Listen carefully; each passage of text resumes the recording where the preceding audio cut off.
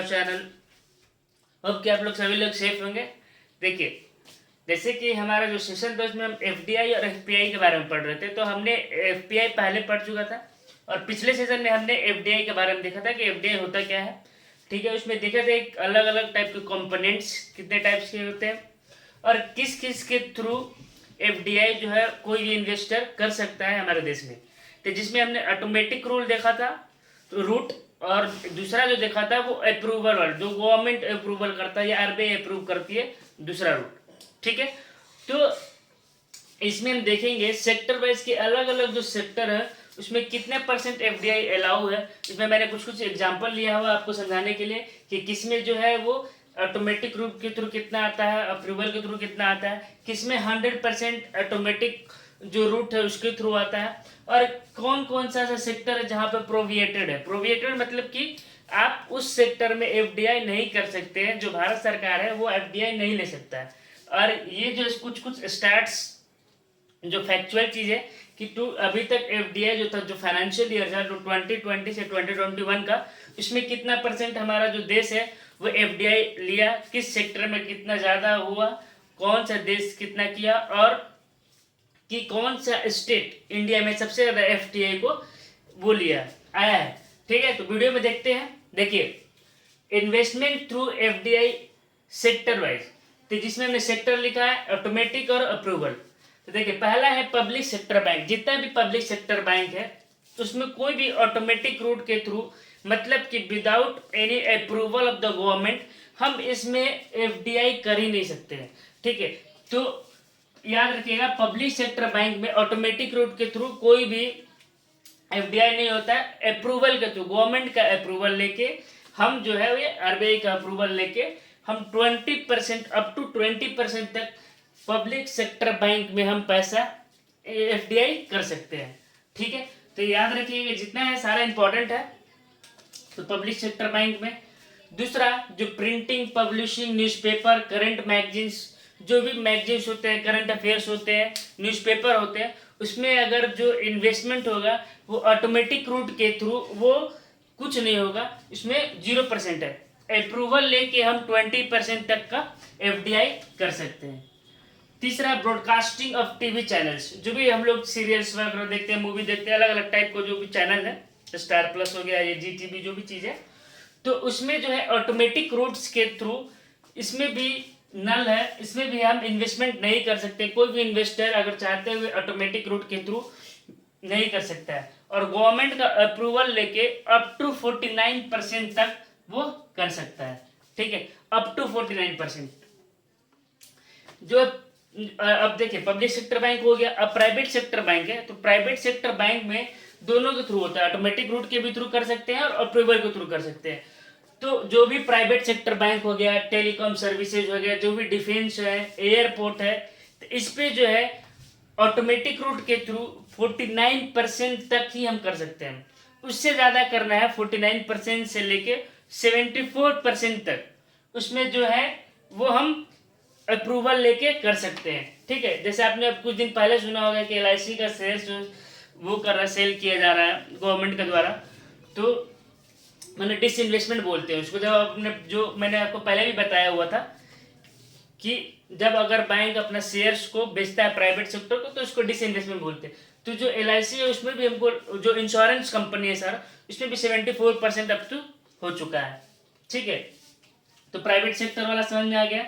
जो भी pharma sector है, जो भी मेडिसिन बन रहा है, अभी देखिए कोरोना का समय है, मेडिसिन कितना तेजी से बन रहा है। अगर वो प्राइवेट सेक्टर को नहीं दिया रहता तो इतना तेजी से मैन्युफैक्चरिंग ही नहीं होता। तो प्राइवेट सेक्टर से एफिशिएंसी बढ़ता है, लोग ज़्यादा से ज़्यादा मतलब प्रोडक्शन बढ़ता है। ठीक है, तो जो भी फार्मा सेक्टर है, हेल्थ बायोटेक्स है, तो इसमें भी गवर्नमेंट ने ऑटोमेटिक रूट के थ्रू 74% तक एफडीआई दिया हुआ है, और 74% से एबव करना है तो आपको अप्रूवल लेके फार्मा सेक्टर है, जो भी मेडिसिन है, मेडिकेयर वाला सेक्टर, उसमें आप अब एबव 74% भी इन्वेस्टमेंट कर सकते हैं, मतलब कि एफडीआई कर सकते हैं।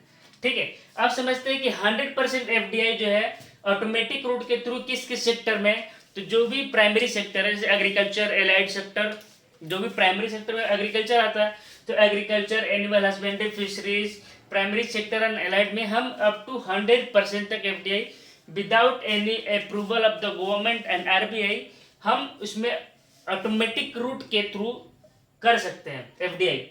जो भी लेदर है, टेक्सटाइल इंडस्ट्री है, गारमेंट्स है, इंडस्ट्रियल पार्ट्स है, इसमें भी हम 100% तक का एफडीआई कर सकते हैं विदाउट एनी गवर्नमेंट अप्रूवल।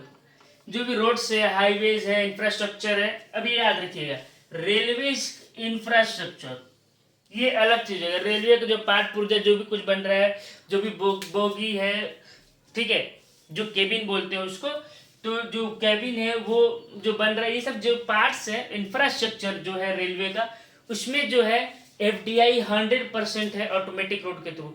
लेकिन अगर वही हम चीज रेलवे ऑपरेशन का बात करें तो यहाँ पे एफडीआई जो है 0% है, मतलब प्रोहिबिटेड एरिया, यहाँ पे एफडीआई नहीं कर सकते हैं।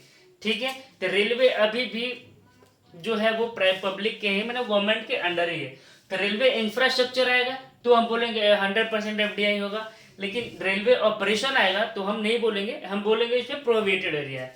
जो भी पोर्ट है, शिपिंग है, mining, exploration of the metals and non metals, इसमें भी 100% है। Wholesaler trading, single brand retail, e commerce, इसमें भी 100% एफडीआई है थ्रू द ऑटोमेटिक रूट। अब देखते हैं कि प्रोहिबिटेड सेक्टर क्या है।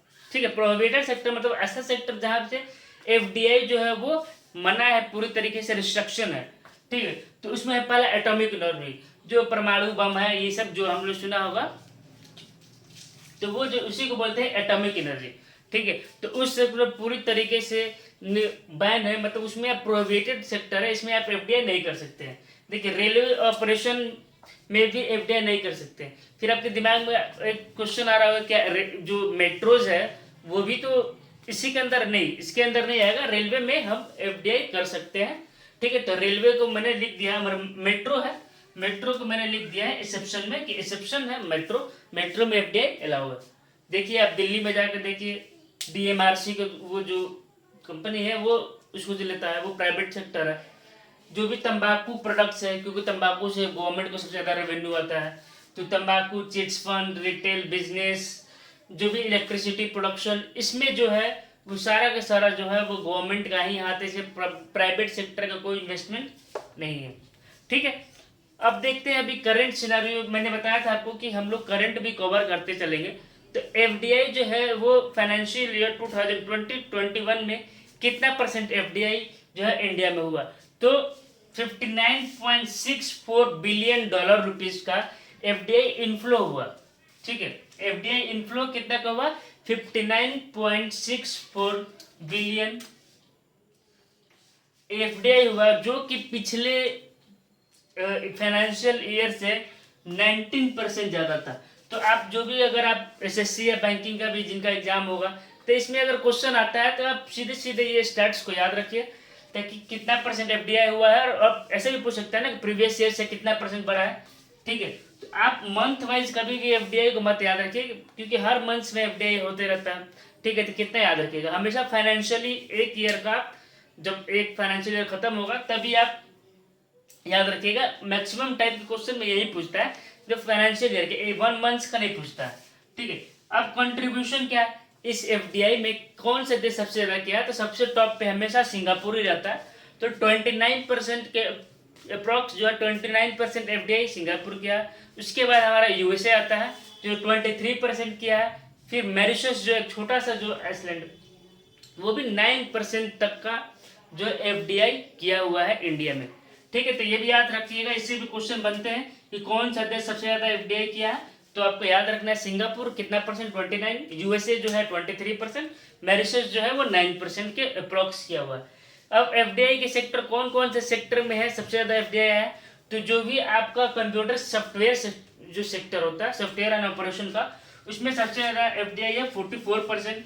दूसरा जो है, उसके बाद कंस्ट्रक्शन इंफ्रास्ट्रक्चर जो बिल्डिंग्स है वो भी है एफडीआई, उसमें भी आपका 13% तक का एफडीआई है। ठीक है, और सर्विस सेक्टर में आप 9% तक का एफडीआई आया हुआ है।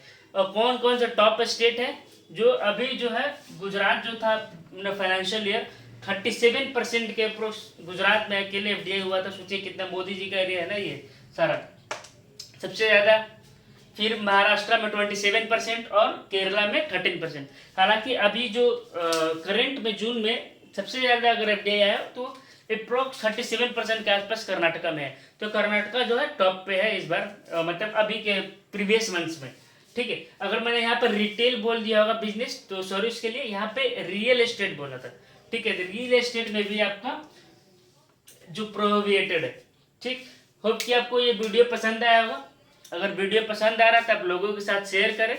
हम लोग भी अभी 300 सब्सक्राइबर के आसपास पहुंचने वाले हैं। ठीक है, और वीडियो पूरा देखते रहिए, कुछ ना कुछ आपको नॉलेज जरूर मिलेगा और कहीं ना कहीं ये काम आएगा ही आएगा।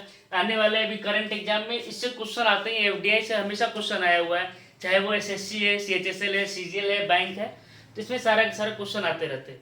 ठीक है, तो इस वीडियो में बस इतना ही। Thank you so much.